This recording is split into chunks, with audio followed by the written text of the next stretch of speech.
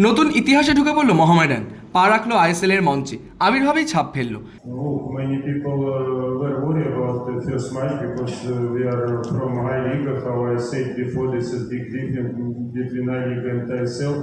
But we came on the ground. We played nice football with many good actions. We need to change some things because it was some mistakes.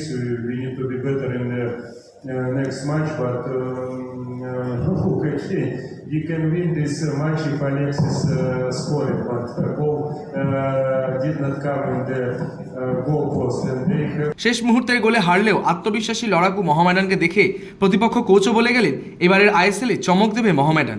Match হারলেও ঐতিহাসিক পদক্ষেপের পর আপ্লুত মোহামেডান কর্তারা। 100% চাপ থাকবে। আমি মনে করি মোহামেডান স্পোর্টিং ক্লাব যেভাবে প্রথম ম্যাচের মধ্যে যেইভাবে খেলেছে, এগিয়েছে, আমার মনে হয় খুব ভালো ফল। মোটামুটি একটা ভালো সেটিং হতে গেলে একটু সময় লাগবে। মাত্র তো 10 দিন 15 দিন আমাদের করা হয়েছে, তো আশা করি 10-15 দিনের মধ্যে আমরা আবার সেট হয়ে সুবিধা হবে।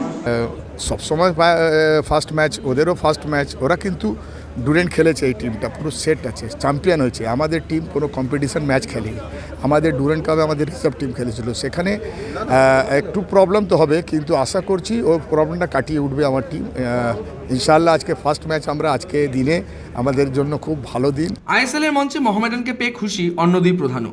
মোহনবাগান সচিব দেবাশিস দত্তর শুভেচ্ছা নবাগত সাদা কালো ব্রিগেডকে।